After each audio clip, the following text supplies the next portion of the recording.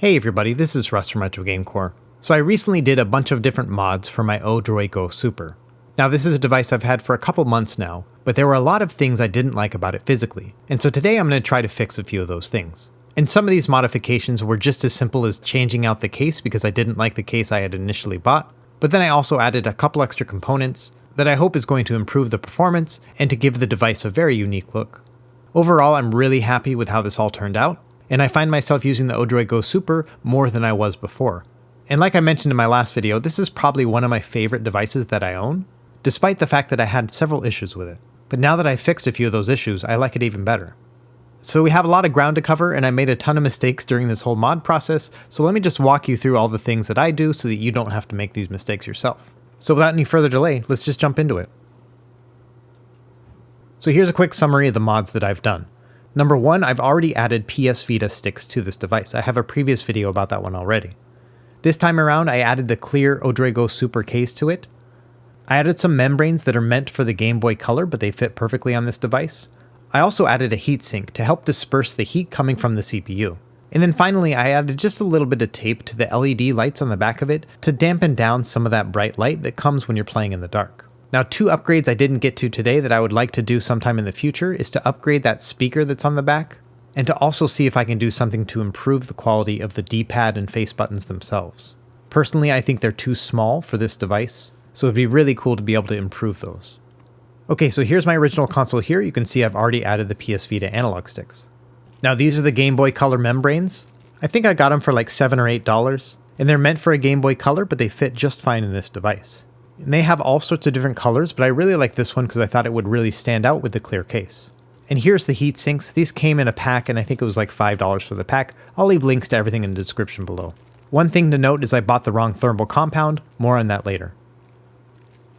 So the ODROID Go Super actually comes in two different colors. There's the gray one, which I have here, and then there's also a clear case. So I got in touch with Hardkernel, which is the company that makes Odroid systems.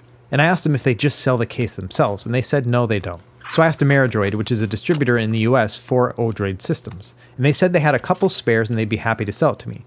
So I bought one for $15, and unfortunately it's not in their store, but really what I would recommend is if you haven't bought an ODROID Go Super yet, just buy one that's clear and you don't have to worry about any of this stuff.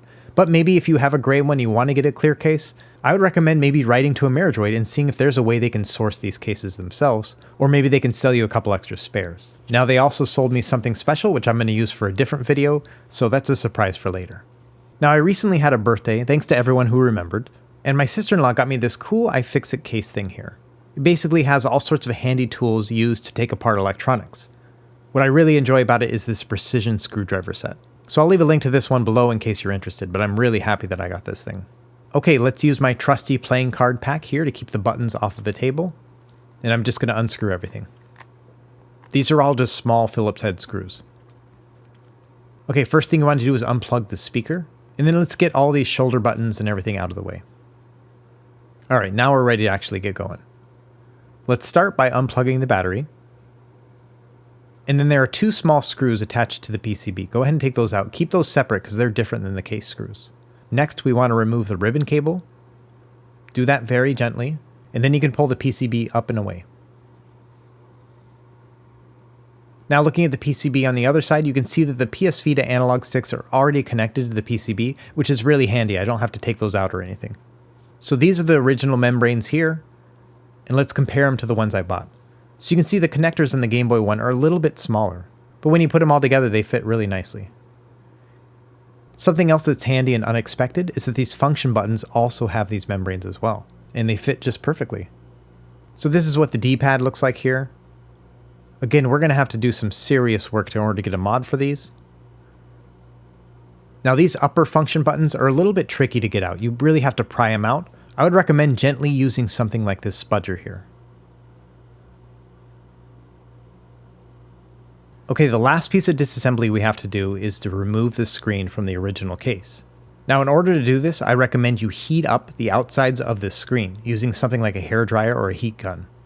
Now if you've watched one of my really old videos where I've changed out screens before, the only hairdryer we have at the house is my wife's Hello Kitty hairdryer. And the last time I used this thing near my desk, it blew a fuse and like knocked out power out of the entire room. And so I don't want to do that again because I've got like computers and stuff hooked up over here. So I'm actually just going to do this off camera over in the bathroom in another room. But just trust that I'm turning it on in the bathroom and I'm basically just blowing hot air at a low speed all around the edges of the display itself. And that's to loosen up the glue that keeps it in place. So here we are back with the screen, and you can see it's starting to come undone. I heated it up for about 1.5 minutes, but I think in hindsight, I probably should have done it a little longer, maybe 2.5 to 3 minutes. Still, once I got it going, it worked out really well. The biggest thing is I didn't want to bend the screen in any way. So I'm just being really gentle and just kind of pulling it away as opposed to pushing it out.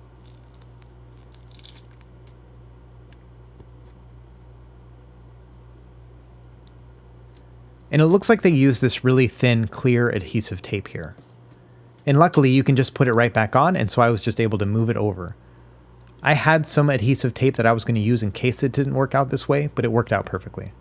Okay, so at this point I'm just transferring over the screen. I'm doing it as quickly as possible because I don't want to lose any of that adhesive power that I just took away from that tape.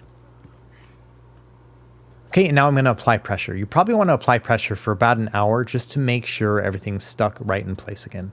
Some people like to use rubber bands to keep it together. I like to use heavy things. So here's the Powkiddy A13. And this is always a good time to give you some book recommendations. So I've already talked about 100 Years of Solitude, one of my favorite books.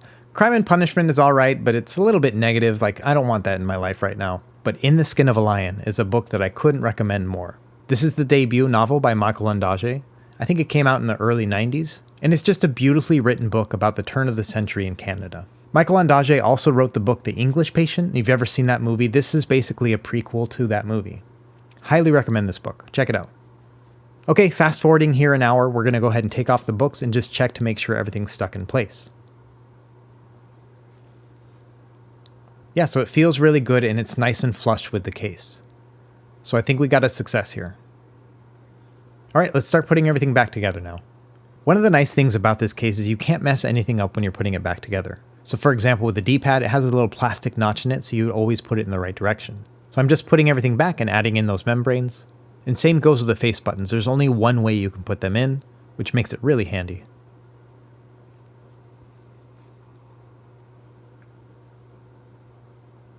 Okay, just a quick ABXY check here just to make sure I have all the right letters there. Now here's where I ran into my first problem. My top right function button didn't fit perfectly. I think there were differences between these two cases. So when I pushed on this function button, it wouldn't bounce back. And that made me a little worried because when I push down on that button, I want to make sure it pops back out. And the one on the left side did not have this problem. So I realized I had to make some sort of adjustment here. And because the button was catching on one side of that hole, I decided to just sand down that one side of the hole to make it a little bit bigger. So I just used the sandpaper that I had available to me, which is just a medium grade sandpaper. And I just rolled it up into kind of like a tube. And then I just kind of pressed it back and forth in the case here. I probably spent about 5 minutes doing this all together. I wish I had found this issue out before I had put the screen in because I didn't want sand anywhere near this LCD display, but I couldn't be helped at this point. So I just very gently kind of rocked it back and forth and really focused on that one part of the hole.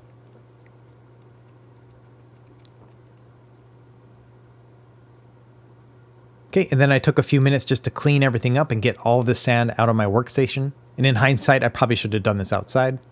But here we go, putting it back in, and now it actually moves freely back and forth. So if you have any buttons that stick like this, I would recommend just shaving down a little bit of the case to make sure everything works okay. Okay, same story here, we're just going to reapply everything.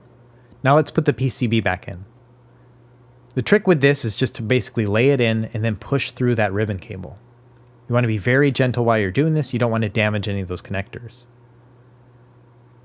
And you basically want to just push it just enough so you know it's firmly seated, and then take the little black sides of the connector and push it in towards the white one. Okay, we're putting our screws back in here. Now it's time for the heatsink. We're going to lay it right over the CPU, but it's also going to cover the RAM as well. Now initially I just bought thermal paste, and this is kind of a dumb move on my part because I thought, oh well, thermal paste equals adhesive. But no, thermal paste is not adhesive. You need to use something like thermal tape. Because if I had only used thermal paste, I wouldn't have had anything to actually connect the heatsink to. I'm just going to take a little bit of thermal tape here and cut it free.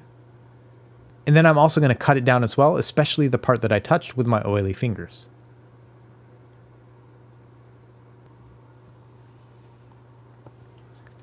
So now I'm going to use some tweezers just to remove that film backing that's on the tape itself.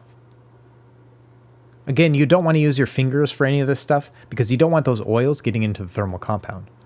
So I'm just quickly going to add the heatsink here. I want to make sure that no dust or anything gets on there. And then I'm just going to hold it for maybe 30 seconds or so just to make sure it sticks nicely. Okay, there we go. We got the heatsink on. Okay, last thing I want to mod here is these two LED lights. There's a red one and a blue one. And these get really bright, especially with the clear case. And people had recommended to me to cover it up because if you ever want to play in the dark, that thing becomes like a torch. It's crazy. So I just cut a tiny piece of electrical tape here, and I'm just going to cover up these LED lights. And I'm going to use a plastic spudger here just to make sure everything's nice and firm. And this isn't going to totally delete the light, but it is going to take away probably 90% of it. So there it is right there.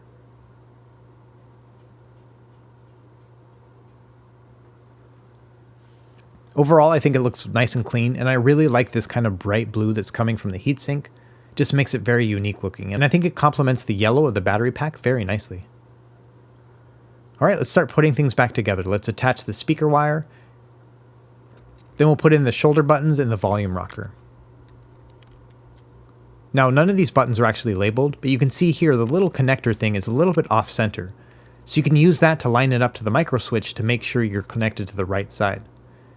And you can always just push down on the button to double check that it clicks in.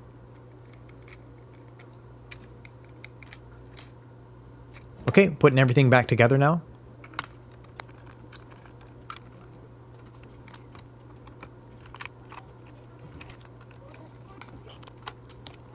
Okay, moment of truth. Man, I am so happy with how this turned out. It looks so beautiful. You know, honestly, my previous ODROID Go Super kind of looked ugly, and this one looks beautiful. Now, one unintended consequence of changing out these membranes is that these ones are much firmer than the ones on the original ODROID Go Super. And it's really nice. These are super responsive now. Not only that, the buttons stick out a little bit more than they did before.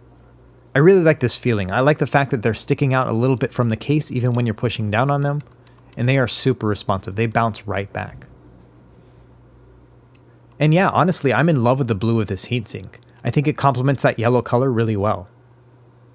So let's test out the brightness of the LED lights. This is with one of my lights off. And here we are with both lights off. So you can see it's still showing the activity light a little bit, but I think that's going to be perfect when playing in the dark. Now when it comes to light bleed, there is definitely some light bleed coming out of the LCD display on the left. And at first I was thinking maybe I should cover this up with electrical tape too, but honestly I kind of like a little bit of the light bleed because it just shows more of the internal components. That's one of the cool things about having a clear case. So I'm going to give it a week or two, and then I'm going to decide whether or not I want to cover that up with electrical tape as well. Overall, I think this is a really nice lighting setup for playing in the dark. Now there is a third LED light, and that's your charging indicator light. I didn't want to cover this one at all because I like seeing that charging indicator, and I never charge it while playing anyway, so it's never going to bother me. So one last note about this upgrade is the fact that I love the texture of this plastic more so than on the gray one. This one has a more smooth texture to it. It's still a little bit textured, but at the same time, your fingers just kind of slide across it. I think it's a very nice feeling. If you look at the original case here, it has a much grittier texture to it. It's like somebody sanded it down with sandpaper. This is very similar to how it is on the Nintendo Switch Lite. Now, unfortunately, this also collects a bunch of oils and stuff, so I always found it really ugly. So I appreciate the fact that this case is not gritty like that. It just has a nicer feel to me. Alright everyone, that's it for this video. I just wanted to showcase some of the things I had done for this device. And really I also wanted to show you that, if you don't know how to actually make any mods on a device like that, or there's something that bothers you about a device you already own, I would recommend going on Discord, asking about it, and seeing if there's some other solution out there. That's one of the great things about this retro handheld community, is that everyone loves to help each other out and share their stories. I definitely don't consider myself like a hardware guy at all, but doing mods like this just feels super fun. And I've always felt that making these small changes to your device makes it your own. It really personalizes the device and enhances your gaming experience. So check out the links that I have in the video description if you want to buy any of these components, and let me know if you have any questions in the comments below. Be sure to like and subscribe if you found this helpful, and we will see you next time. Happy gaming!